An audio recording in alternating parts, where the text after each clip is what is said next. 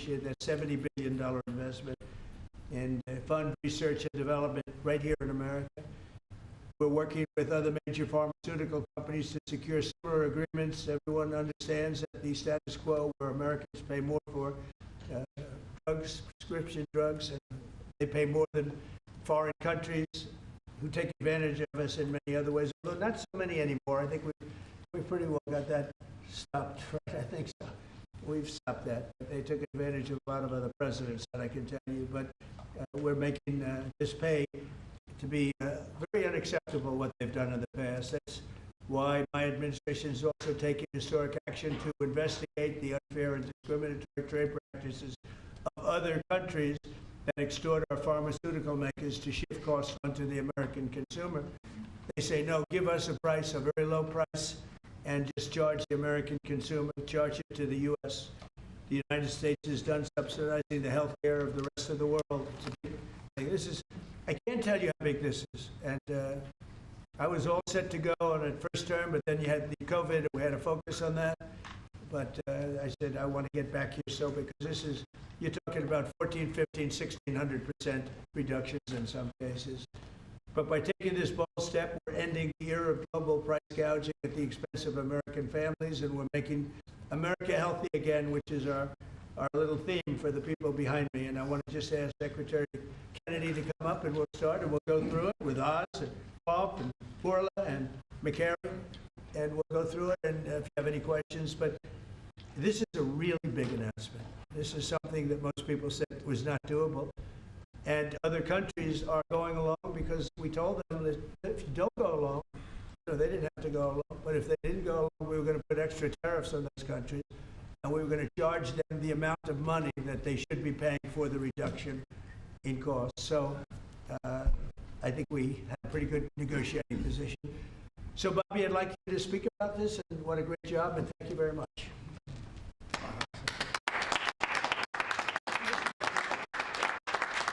Start by thanking a couple of people who aren't up here, Theo Merkel, Dr. Heidi Overton, who played key roles in this negotiation and helped make this happen.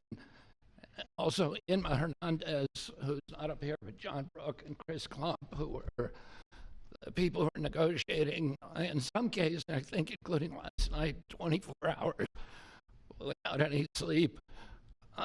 This would not have happened without President Trump's leadership. I told my son last night, we're all under secrecy about this, but I told my son late last night, I have a 27-year-old son, Connor, who's a very liberal Democrat. And I told him this was happening, and he just paused for a minute, and he said, thank you, Dad, I'm so proud of you. Because this is something Democrats have wanted for 20 years, Republicans have wanted for 20 years. Everybody said they're going to do it. Nobody has even taken a step towards doing it. And the reason was because it was such a daunting task. And, even all of the negotiators, you see, I also want to thank Howard Lutnick. This would not have happened without him. But even all the negotiators here and all the people on both at HHS and at the White House team, all we could see was all the reasons that this couldn't happen. Everybody had tried. Nobody could make it happen. And it was President Trump alone who, with his doggedness, his persistence, he saw this clearly in a way that none of us, in its most simplest terms. Why are we spending more on this country than any other country? Why are we spending 75% of the revenues that come to the pharmaceutical industry? We're doing all the research, and everybody else is riding on our slipstream. And President Trump, I would say, harangued and harassed us to make this happen. I was getting calls at 11:30, 12 o'clock at night. Oh, are you asleep? And you got to get MFN done. And at one point, Dr. Oz told me I can't take the president's calls anymore. I have a lot of reasons. My wife has a lot of reasons to say to me about different things that happen in my life. And doesn't that give you anxiety? And I say, I don't get anxiety. This gave me anxiety. Oh, thank you, President Trump. It would not have happened without you. This is real leadership. it's somebody, a president who has a vision and makes that vision happen. And I can't think of any other president of the United States who could have done this in our history. I'm very grateful to you. This is an extraordinary benefit to the American people. Thank you for your vision, President Trump, your bold action, your unwavering commitment to health and well-being of the American people. Never has a president stood up so bravely for the American people with respect to health care. And by the way, I forgot to thank Albert Burla. Albert and I have had a long history of antipathy and antagonism toward each other. But I have to say his leadership in this took tremendous courage. And he really created a template for corporate responsibility, for putting public health ahead of his individual interests. So I'm very, very grateful to you for that, Albert. Under the leadership of President Trump, the U.S. government is now acting as a tough negotiator on behalf of the American people. Today is about fairness, it's about equality, it's about giving hope to those who are trying to stay healthy, who are managing illness, or fighting for their lives. We refuse to make the most vulnerable citizens continue to pay an unthinkable price for the world's pharmaceutical breakthroughs, which we pay for. This policy is a shield for the chronically ill who have carried the burden of high drug costs for far too long. It's a signal to every American family that we're finally putting their health and financial security first. And that's a new standard, one that says we won't write blank checks to the drug industry any longer. No family should ever be forced to choose between filling a prescription and putting food on the table. Americans should not be gouged paying 300 or 400 or 1,000% more than people in other countries for the exact same drug, many times manufactured by in the same factory in New Jersey and sold in Great Britain for 1/10 the price that it's being sold for here. This weekend I was with some friends up at Martha's Vineyard, and an old friend, one of my oldest friends, his wife and daughter have a chronic disease. And that chronic disease last year cost $150,000 to treat. And the mother had to choose whether she was going to take that money and spend it on her or her daughter. And she spent it on her daughter.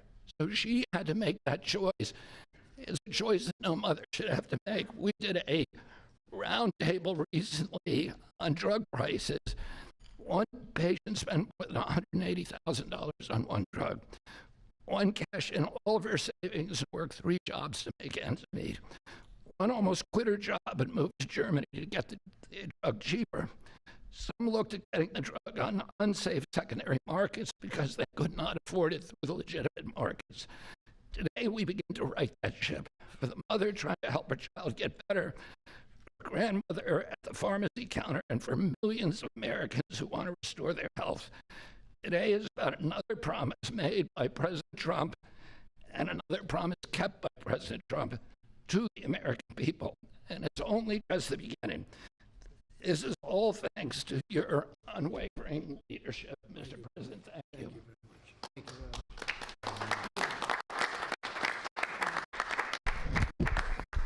much. There is a fine line between vision and hallucination. People have to follow you for it to be a vision. And President Trump, you made a lot of people following you an idea that most people thought was not possible, even remotely. And when we have that shared vision, and I'll speak to some of the people who were involved in this process because it was an incredible effort that gives me great pride serving this administration. And the fact that it did not leak is also an issue of pride for us because these were tough challenges. And Albert Bourla looks very calm up here and cat-like, but he is ferocious when you get him in a negotiating room. This is true for all the pharmaceutical companies that we are negotiating with. And Secretary Kennedy, my son Oliver, who I told about this deal as we was walking over here, is a Republican. And you know what he said? Thank you for making us proud. Because it's not just a Democratic problem, it's a Republican problem. This has not happened before. And it took a crusader like President Trump, with the support of Secretary Kennedy, Secretary Lutnick, I see the Vice President's here as well, just unwavering, dogged pursuit of change. And now I have to admit that I know the President has me on speed dial, and most of the time when he would call me, as Secretary Kennedy alluded to, it was about MFN, He always had reasons why we needed to go faster and why people were being hurt today because we're allowing the kinds of pricing that had been tolerated for so many decades in America. The time of day didn't matter, the day of the week didn't matter, and that's how the president was functioning. This was such an important part of what he saw as his legacy, which is why it brings such pride to all of us up here, and many others to deliver it. And the laser focus that the president had on this, which he shared with me the day that I was nominated, that he nominated me for this position and has reminded me frequently since, made it a top priority for us as well at CMS. Now, to do this, you have to have tactics, not just vision, but tactics. The first tactic the president shared was to introduce me to Albert Bourla. He took us to dinner with Secretary Kennedy, and he argued, and he's a great deal maker, as you know, that if you're going to make a deal of this scope, of this nature, you need trust. So the president lit the kindling. He got the embers going, but he needed us to nurture that beginning of a fire so it would blaze into what today we can announce is a grand deal, one of the greatest ever, certainly in the space of pharmaceuticals. I gained to respect Albert, and I'll tell you why in particular. It was because he recognized the dangerous problems facing so many Americans, that they had to choose between taking medications prescribed by their doctor that could be life-saving or shopping at the grocery store, paying for their kids a fundamentally important need that would be squeezed out because they couldn't compromise on drugs, or often worse, they compromise on the drugs. 1/3 of all prescriptions are not filled in the pharmacy because of this. We talked through the winter. We talked through the spring. We talked through the summer. And we got nowhere. We stalled. The industry is powerful. They're important. They have smart people. There's no reason for them to give the numbers that the president is articulating today. You see these numbers on the charts around us. These are massive wins for the American people. The president in July demanded, after the executive order, that manufacturers make a firm commitment and to lower prices or else. And it sent shockwaves through the industry. It got the ball rolling again. Our talks with Albert heated up, but it wasn't until last week, if you want an inside story, it wasn't until last week that we made a major breakthrough. And our hardworking team embarked on a remarkable story that I think books will be written about, 24/7, nonstop, with industry, with Albert, with his great team at Pfizer.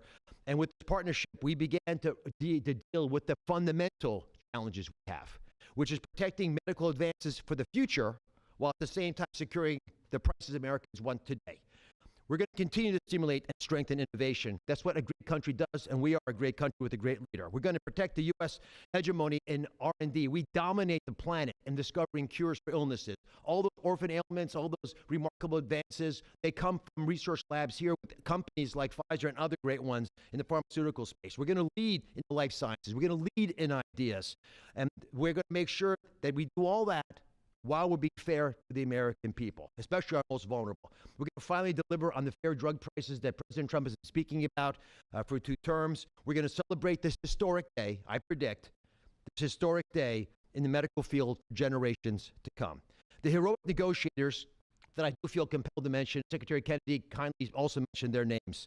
Some of them can't be in here because they're busy negotiating future deals. Inma Hernandez-Delso, John Brooks, who's a deputy administrator of mine, Theo Merkel, who is in the back and tall and hard to miss with DPC, and Corey Ensel with the same group did a spectacular job, and Don Dempsey at OMB. Just wonderful human beings worked tirelessly to get this done. We were able to secure this first MFN deal, and the president touched on this, but we have much more to come.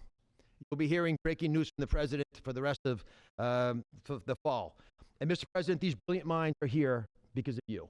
Now, I don't want to just pay homage to this. I want to actually speak this a little bit. The passion to protect the American people brings top-tier Americans into the government. We've created a powerful administration with the president's leadership, an administration of winners.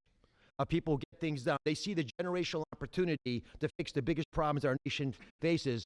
And the person who led this negotiation, Chris Klump, embodies this seal. Now, Chris Klump came to visit Secretary Kennedy and I the very first day we were looking for staff to try to bring in the government. And neither of us really had an idea of how challenging this might be. And he came to the interview, and we knew that he built a business that was worth several $100 million. The secretary, very poker-faced as he tends to be, looked at him and said, "Are you willing to give it all up and move your family to Washington?" Young family, 4 young children, beautiful wife. "Are you willing to come across the country and serve our nation, serve this president to ensure vital programs like Medicare, which he runs, will keep our seniors healthy for years to come?" He gave it all up like so many have in this administration, passionate to follow the president's lead and serve under Secretary Kennedy. And for those of you at home who are watching, and I hope there are quite a few, I think this shows just how cool a place it is to work, is in this government. And I take great pride in handing the ball to Chris. Chris, tell the American people what they have won thanks to your passionate ability to deliver on President Trump's promise. Thanks very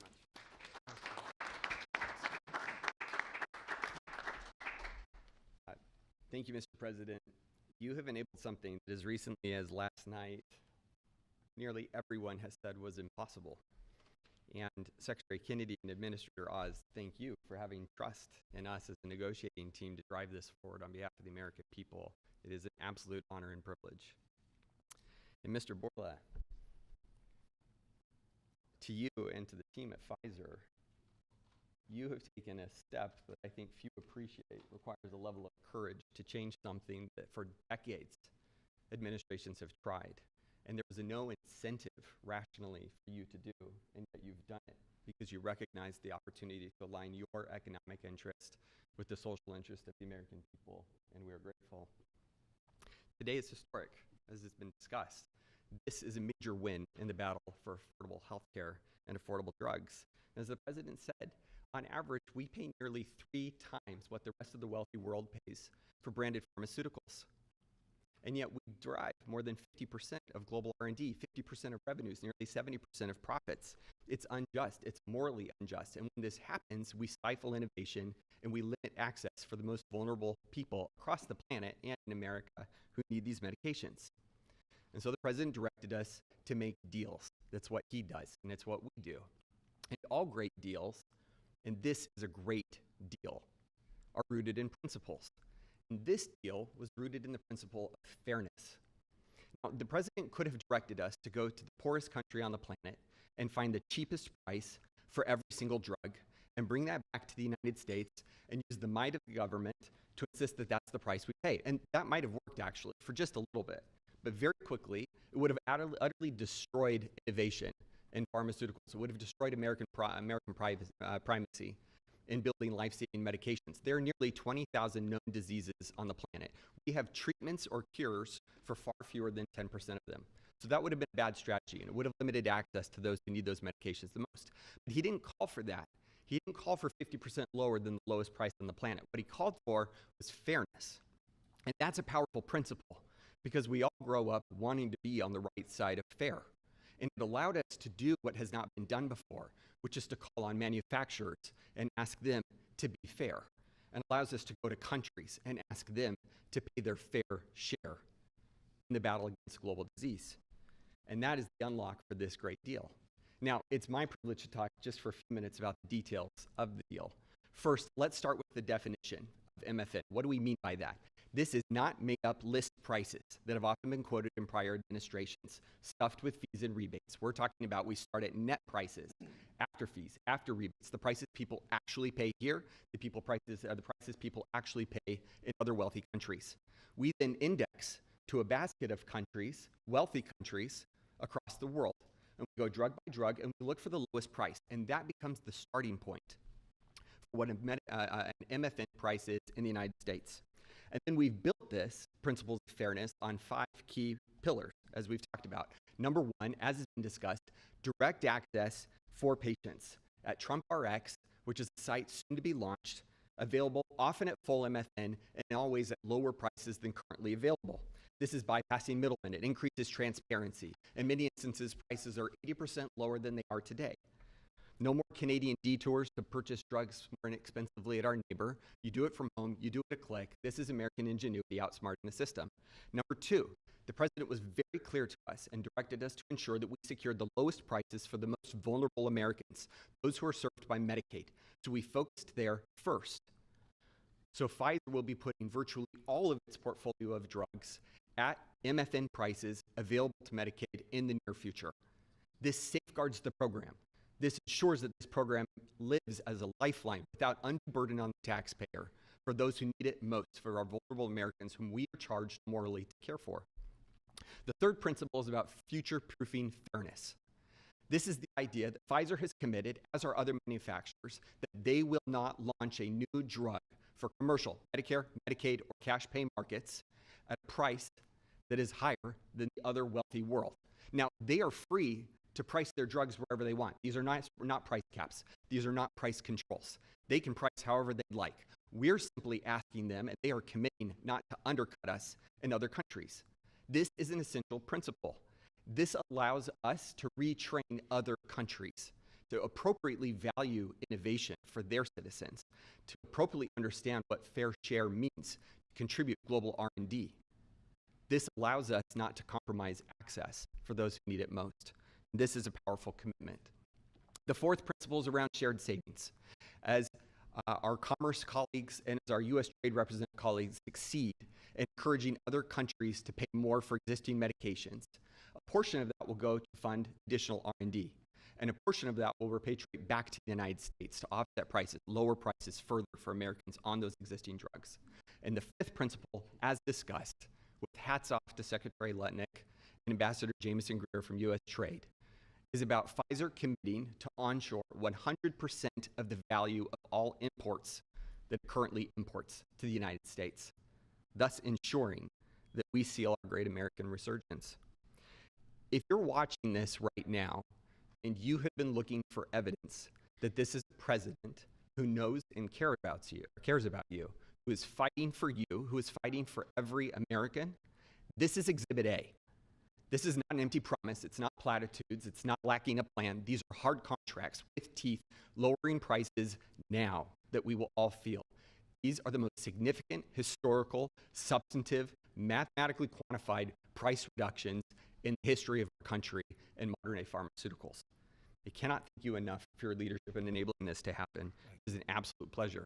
The President has showed us that the impossible can be achieved, and that is what happened today. God bless America. With that in mind, it is my absolute pleasure to introduce Albert Bourla, CEO of Pfizer.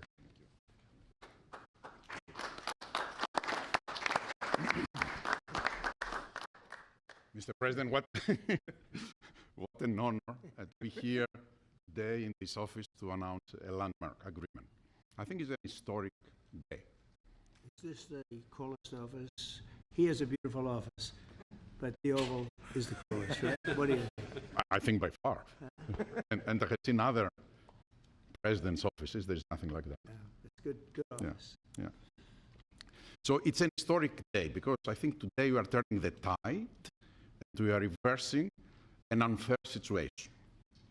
For years, other rich nations refused to pay the fair share for the medical innovation, and as a result, Americans had to assume disproportional cost on their shoulders. This situation, we all knew, is not sustainable. This situation is a situation that many wanted to change, but no one could. This is changing today with this agreement. In July, the President sent to me and other heads of pharmaceutical companies a letter. And over there, he articulated 4 specific requests.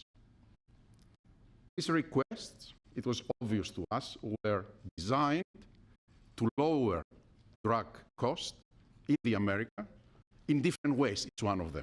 And altogether, holistically, to have synergistic effect in the impact that will have in the US healthcare cost and patients. With this deal that we signed today, we satisfied all 4 of President's requests, all 4. The big winner of this deal clearly will be the American patient. There's no doubt about it. They are the ones that will see significant impact in their ability to buy medicines. But I would argue that it is not the only winner. I think who else is a winner here? It is American innovation and American economy. In our industry, we had 2 major overhangs that have substantially reduced our valuations and create concerns for us in our ability to invest. We are addressing both of them right now, and I will speak about them. First one was the uncertainty of tariffs. Because President is absolutely right. Tariffs is the most powerful tool to motivate behaviors, Mr. President, and clearly motivated ours, right? So, by this agreement that we did, we commit to onshore the production of our medicines that are consumed in the US and are made outside the US. And for that, we are ready to unleash our investment portfolio in this country. And the President graciously gave us a 3-year grace period, but we will not be subject to the 232 tariffs as long as, of course, we move the products here. That's one. The second overhang in our industry was this uncertainty. What will happen with the framework of pricing in the country? Because this uncertainty, it was what was holding people from investing in the pharmaceutical industry, which resulted in significant reduction of our multiples. Actually, our multiples are at historical low. Well, now we have clarity about what is the framework for the US pricing. Read the letter of President Trump, read the 4 points, and this is the framework. And we will abide to that, and going forward, this is how things will be priced in the US and abroad. We are ready to invest, as the President also mentioned, $70 billion in the next few years from Pfizer in manufacturing and research in America alone. I really think this is an historical moment because also I can put that behind us and focus on the things that I want to spend my time, cancer treatments, to bring better obesity medicines, to bring better vaccines, to bring things that people value. And thank you for allowing us to do that. I want to thank Secretary Kennedy. I want to thank Secretary Latnik. Your leadership helped us to pull that together. You are the masterminds of everything. And without the brilliant way that you designed the whole thing, we wouldn't be able to make it happen. But you are even more brilliant because you had someone in your team that he was the driving force behind everything. And I don't have words to thank you for your integrity. And it is what you have said. We created trust from day one. And that was the most important thing that allowed us to be able to pull very difficult negotiations. Of course, also I want to thank the US trade representative, who is also heavily engaged. And he's probably the first trade representative that I have seen that cares about our industry and cares to do something about unfair situations out there, but more than anyone else. Mr. President, I want to thank you, for your leadership and, frankly, for your friendship. Thank you. Albert, thank you very much. Great job. Great job. Thank you, Mr. President.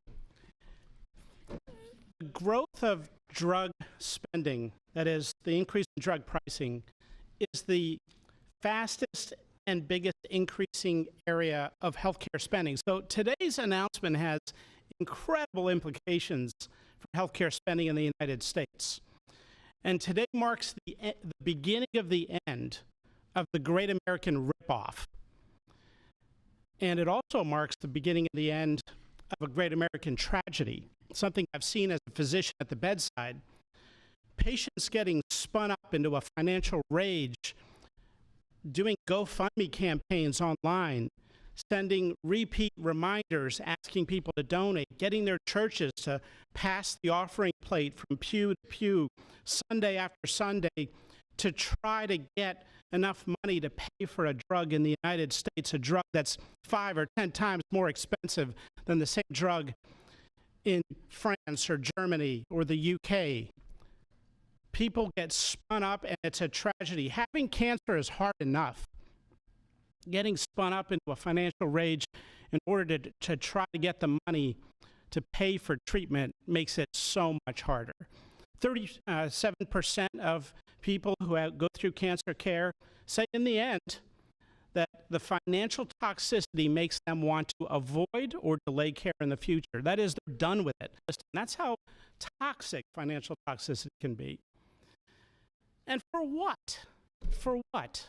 So the U.S. can finance the R&D of the world? Well, that ends today, thanks to President Trump. So we want to see R&D. We want to see American pharmaceutical companies thrive. We want to see pharmaceutical companies that do business and manufacture in the United States thrive. At the FDA, we're doing our part. If you're going to equalize your price to that of other wealthy countries, we're not talking about Zimbabwe, we're talking about Germany, France, UK, Japan, other wealthy countries, the OECD countries. If you equalize your price, then we're going to put your future applications at the front of the line. A voucher to get a review in weeks has a market street value of about $500 million because every day is money when it comes to getting a drug approved. And so if you meet one of the president's national priorities stated very clearly, moving manufacturing to the United States, meeting a large unmet public health need, or equalizing your prices. We're the largest purchasers of drugs. We deserve the best prices. And so we're going to do our part. And if a generic company makes their drug in the United States, that application is going to move to the front of the line as well. And if you're going to build a plant in the United States, our FDA inspectors will walk through that plant during the construction phase, something never done before, so that it's ready on day one. So thank you, Mr. President, for your leadership. They said it couldn't be done, and here we are.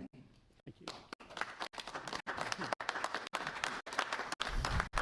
Chris, you may want to go up and just show one of the boards about how quickly the prices come down. And these are small examples. We're going to have it over 1,000% in some cases. You'll see that during the week.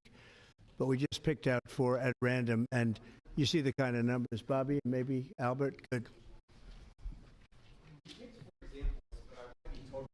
These are not the only 4 examples.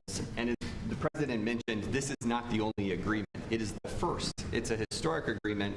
There are many to come, and we're excited to talk about them. And that means hundreds and hundreds of drugs. We are not exaggerating when we talk about reductions of up to 80%. We give you 4 examples here, one for dermatitis. The new price at MFN results in 80% reduction to what's available today. One in postmenopausal osteoporosis, 85%. Migraines that affect so many Americans, 50% reductions. Rheumatoid arthritis, something my own mother struggled with, 40% reductions. This is about access. This is about ensuring Americans have access to life-saving medications. These are real prices. These are net prices. They're not made up. They're not funny numbers. Thank you very much. Great job. Everybody here has been incredible. We've been standing here talking about the Make America Healthy Again a lot lately, and I think our meeting the other day was excellent on a thing called Tylenol. That was a very important meeting. I think that was a very important meeting. And this, in terms of pricing, it's going to be great for Medicare, Medicaid, Social Security. It's going to be great for everything because your medicine costs are coming way down. We have some examples that I think we'll be able to show you next week of over 1,000% in some cases, where a pill that cost $10 in London was costing $130 in New York and various other places within the United States. And the same thing with Canada. People would go to Canada, they go to Mexico, they'd go to other places to buy drugs. They don't have to do that anymore. So we have favored nations. So that's what we have. And it's one of the biggest days I think anybody will ever have. We're talking about massive numbers, and the numbers are going to get even better with a little time. And I will say, Albert, I think that the drug companies are going to be the same. You're going to, the world, we're really competing against the world, so they have more people. So we'll come down a lot, and the world's going to go up a little bit. And the end result is you're going to, I think, do the same business pretty much. Maybe you'll figure a way to do more business, I think, knowing you. But I think the drug companies, we're going to come down a lot, the U.S. The U.S. will come down a lot. But the world, many more people, is going to go up a little bit, and it equalized, and it's a great tribute. And I want to thank everybody up here. J.D., thank you for all of your help, too. And Howard, great. Really great job. Thank you all very much. Do you have any questions? How about we focus on this? It's so big. Let's focus on this. Can you please give us a timeline? Yeah, Mr. President, first of all, this kind of goes along with your America First campaign promises for lowering health care costs. On a day that it seems like we're going into a government shutdown led by Democrats on the premise of providing health benefits to illegals, this seems to your move here is a stark contrast to that. Could the same principles that you did today apply to health insurance to maybe lower the cost of health insurance? Many Americans are kind of struggling with that. We're working on just that little different group. we're working on just that. It could, I don't know, to this extent. You know, we have a pill, one pill in particular, we're going to show you next week. It sells for $10 in other countries and $137 in the U.S. And that's coming down now to probably $15 or $18. They'll go up to 18. I think that's pretty much right, Albert. It's not you, but they'll go up to 18, and we'll come down from 135 or whatever down to 18. I mean, that's a massive number. Remember, I was the one that held a news conference because I lowered drug prices by 1/4 of 1%. I think it was 1/8 of 1%, but it was the only one in 28 years that brought drug prices down for the year. But it was a very small number. Now we're talking about you're going to see one over 1,000%. Look at these numbers. So, and this has a big impact, even on the discussion that we'll have with Chuck Schumer, who was here yesterday, along with a very nice gentleman who I didn't really know. You know who I'm talking about? The two of them came, and we had a good discussion, and we're going to see what happens. We're going to see what happens, but this has a huge impact on that because these numbers are going to bring Medicaid. We talk about Obamacare. Obamacare is a failure. Obamacare is not good. It's not. It's there, but relative to other health care programs, it's in the lower 20%. It's not good. And I asked the Democrat representatives, what do you think about coming up with better health care? This actually allows you to do that because the cost of prescription medicine is big, I guess, a very big, more than 50% the cost of what we're talking about. So we might be able to do something like that. This is one of the biggest news conferences from a medical standpoint that I think has ever been had by any administration. Yeah, please. Thank you. I'm curious, where are the other companies other than Pfizer? Are you expecting them to come on later? They're all with us. And I was honored to have Albert be the first. He's done a fantastic job with, as you know, with the COVID. He did a fantastic job with a lot of things. He's a leader, and Pfizer is right at the top. You know, it's there. Eli Lilly has been fantastic also, your friend, my friend. And they're all coming in over the next week. We're making deals with all of them. And I said, if we don't make a deal, then we're going to tariff them an extra 5, 6, 7, 8%, whatever the difference is, we'll take it that way. So we took away the advantage by the fact that we have tariffs. We took away the advantage that they would have of just saying no, and we couldn't do anything about it. If they do that, what we do is we put a tariff on them of an equivalent amount, and we take it that way. And nobody wants to play that game. So they're going to be, they're all going to be good. We didn't have to mention that to Albert. Well, maybe I whispered it to him very slightly, you know. We had to give ourselves a little bit of an advantage. But no, but the tariffs played a big role because they know that's what's going to happen. You mentioned the tariff, the exemption of the 232s, but can you share a timeline for when we can expect the results of that 232 investigation? Let Howard answer that question, please. Sure. So while we're negotiating with these companies, we're going to let them play out and finish these negotiations because they are the most important thing to the American people. So we are standing by, helping, and working with them. But the driver of the 232 outcomes is our HHS team because, I mean, look what they've accomplished today. So we are on their side helping them, but that is the model that's going to drive. And you have to understand, Albert's spending $70 billion that he wouldn't be spending because of the tariffs, let's say, and other reasons. I think he liked the winter of November 5th, in all fairness, but because of the tariffs. And that wouldn't happen. He's not going to pay any tariffs because when he moves here, there are no tariffs. So he won't be paying tariffs. That's the beauty of it. If you move here, there are no tariffs. And we have over $17 trillion, Albert. You believe these numbers? So Biden had less than $1 trillion for 4 years. We have over $17 trillion for essentially 8 months. Pretty amazing. When will prices come down, Mr. President? When can America? They're going to start coming down. Drug prices will be starting immediately.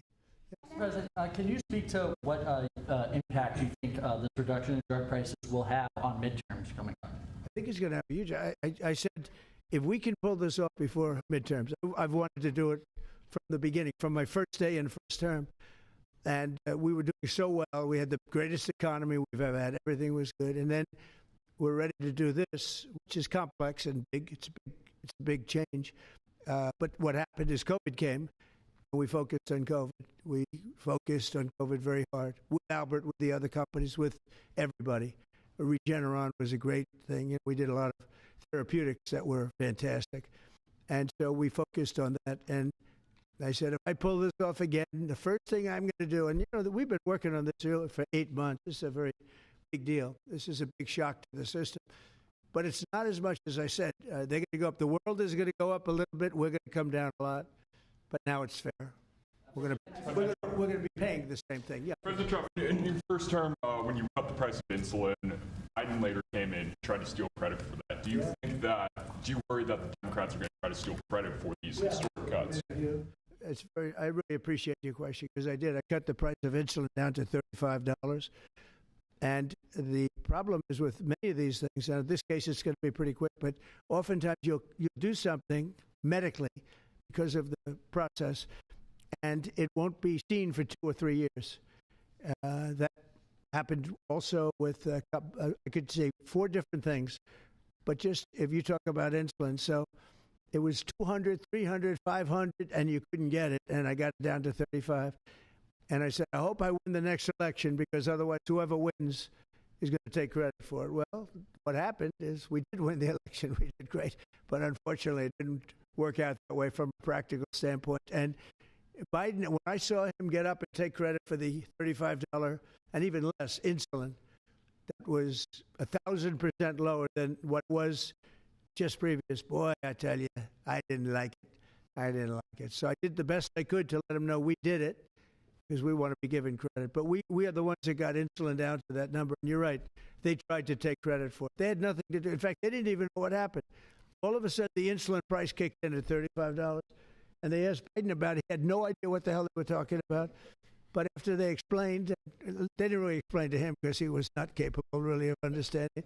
But when they went out and talked about it, they acted like it was a great feat by Biden. It had nothing to do with him. And it continues, and we'll get it down even further. But insulin was, people weren't taking it, I would imagine. They couldn't take it. God bless you, Bobby. I hope I didn't catch COVID just there. Don't you have Paxlovid? He's got Paxlovid. Give me a Paxlovid immediately.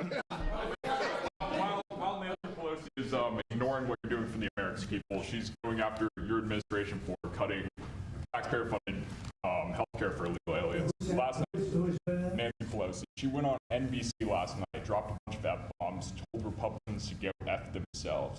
Has she lost her mind?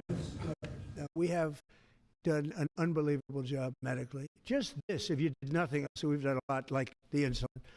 But just this, nobody can ever catch this. This is the biggest price reduction times, maybe 10 times, 15 times than has ever been given before. And this is going to have a huge impact. You know, as I said, Obamacare is not a good thing. It's been bad. And I'd like to make it better. I told them, I spoke to a lot of people, a lot of Democrats recently. I said, why don't we change it? We can make Obamacare much better. We could come up with a new system that would be much better, less expensive for the people and better. This is maybe the biggest breakthrough, because when you're talking about the prescription drugs, that's a big part of it. So we're going to look. This is prescription, but we're going to be looking at that. We could come up and through this whole thing, because I don't know, we'll probably have a shutdown, because one of the things they want to do is they want to give incredible Medicare, the Cadillac Medicare, to illegal immigrants. And what that does is it keeps them coming into our country, and like they do in California. And no country can afford that. No country. And we have the border stopped up. We have it closed. We have nobody for 4 months. Zero people came in. That wasn't me. That's by the authorities, who happen to be liberally oriented. But just think of that. We have people offering health care to people all over the world that they can't afford to pay. And that's the Democrats. And what that does is it brings people into the country because they want to come in for the health care. But no country can afford it, and they can't afford it. So we cannot allow them to charge tremendous amounts of money for health care for people that aren't even citizens. And in many cases, they come in from prisons, jails, and mental institutions.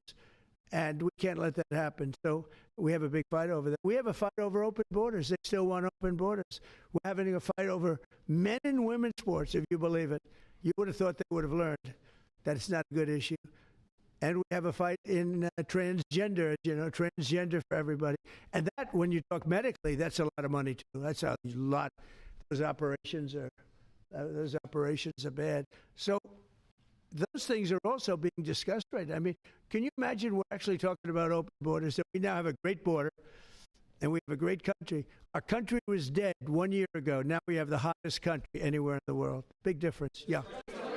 What does it say about the state of the Democrat Party when they have a 33% favorability rating on average in recent months, and they're willing to shut down the government over health care? They are shutting it down. We're not shutting it down. We don't want it to shut down because we have the greatest period of time ever. I told you we have $17 trillion being invested, so the last person that wants it shut down is us now. With that being said, we can do things during the shutdown that are irreversible, that are bad for them and irreversible by them, like cutting vast numbers of people out, cutting things that they like, cutting programs that they like. And you all know Russell Vought. He's become very popular recently because he can trim the budget to a level that you couldn't do any other way. So they're taking a risk by having a shutdown because of the shutdown, we can do things medically and other ways, including benefits. We can cut large numbers of people out. We don't want to do that, but we don't want fraud, waste, and abuse. And, we're cutting that. But they want to have illegal aliens come into our country and get massive health care at the cost to everybody else, and we don't have it. And that's I would say, the number one reason that they want to strike is to get illegal immigrants health care. And, Gavin Newsom wants that, too, in California, and it's destroying California. We can't have that. We're not going to let it happen. Do you have a plan for dealing with drug companies that are responding to MFN only by raising prices overseas as opposed to lowering prices in the U.S.? No, they're responding. I understand that question very well, but they're responding by lowering prices. They're helped by lowering prices. There's a price at which they can't sell, and they're helped by lowering prices. In the case of Albert and in the case of Eli Lilly, the fact is our prices are coming down massively. You see, that's just a few of the basics, but they're coming down much more than that with many drugs, and over 1,000%. Think of it, over 1,000% reduction, and we'll show you that next week because we have some of them on the board next week where you have over 1,000% price reduction. No, what's going to happen is you're going to have the market will kick in. This way, the market kicks in. The other way, it was just basically it was just a form of control. You were stifling the market. Yeah. Is a shutdown inevitable? And how would you describe the negotiations with Democrats yesterday? Are more meetings scheduled? So nothing is inevitable, but I would say it's probably likely because they want to give health care to illegal immigrants, which will destroy health care for everybody else in our country. And I didn't see them bend even a little bit when I said we can't do that. Okay? Can I ask a question of Dr. Administrator? If there is no deal reached on the Obamacare subsidies with the Democrats, is there anything that CMS can do to lower those or to mitigate the increases of those Obamacare subsidies? Not really, but we have time. We have time till the end of the year to make the changes I know the president is evaluating. But we should have a clean, continuing resolution, get past this budget process that has happened so many times, and allow the president and leadership some freedom to be able to put some good ideas in front of the legislative bodies. Undocumented immigrants. We actually do have time for that. They're not eligible for the health care subsidies that Democrats are demanding. So can you clarify, what are you talking about when you say Democrats want to protect their health care? So when an illegal person comes in, a person who came into our country illegally, therefore breaking the law, and look, we all have big hearts. I have a bigger heart than you do. They're all breaking the law, and they're coming into our country. And we just, as a country, cannot afford to take care of millions of people who have broken the law coming in. We want them to come into our country, but we want them to come in legally. Now we have a strong border, very strong border, thanks to Christie and Tom Homan and the whole group. They've done an amazing job at the border. I mean, we had a border that was reckless. We had a border that was a disaster. They were coming in by the millions. I say 25 million people. You're saying less, but I say 25 million people came in illegally. And no system can take care of the health care of all of those people that came. Now, a lot of them have gone out. We have over 11,000 murderers. We got many of them out. Many of those people have been taken out of the country, brought back to where they came from. In some cases, put in prison because they're so dangerous. We don't want to take them out. We have to watch them. We don't want them coming back. But if you look at what's happened in Washington, D.C. right now, it is such a place. I just drove through it, and it's clean and nice and beautiful. People are walking around, and they're not afraid of being mugged. We haven't had murders. We haven't had anything happen in a long time. It took us 12 days to make it very good. It took us 20 days to make it beautiful. And now we're going to Memphis. But I think we should always keep a presence here, because if we don't keep a presence, it's going to come back never like it was, because we got rid of 1,700 career criminals. You know what that is? One career criminal can give you a lousy reputation for danger, because they commit many crimes a day in some cases. But Washington, D.C. is an unbelievable example of what can happen. And now we're going, as you know, to Memphis, which was very similar to Washington, very dangerous.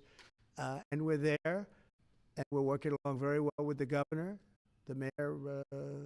A lot of these Democrat mayors, you know what they don't want to have us do well, because if we do well, it makes them look bad, and they shouldn't feel that way. If I were a Democrat and I was a governor or mayor, I'd be calling Trump. I'd say, get your troops over here, just help, because the mayor of Washington is getting a lot of credit for what we did, a lot of credit. But the beauty is, isn't it nice? Seriously, you walk down the street, you're not going to be mugged, you're not going to be hit.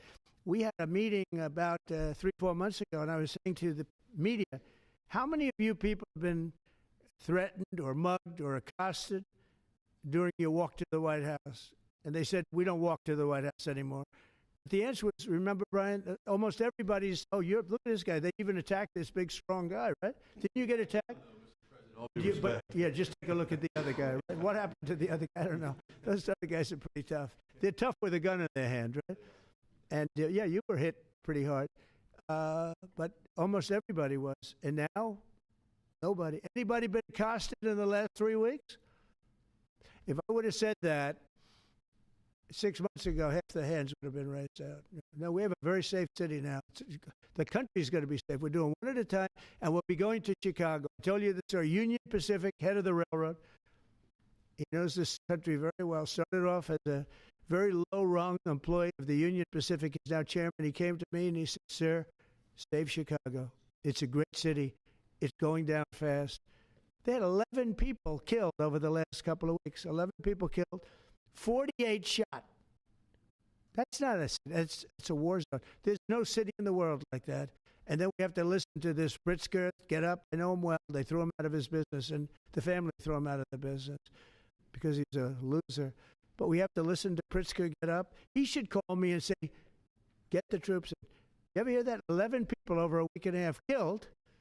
And I think it's 48, when you add it up, 48 people shot.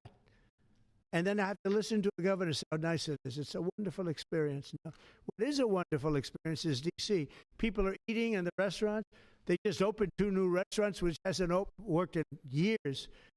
And we had it pretty good 4 years ago. We were just getting ready to do this, but we did it right. And, we have a big victory in the Supreme Court. It's called merit.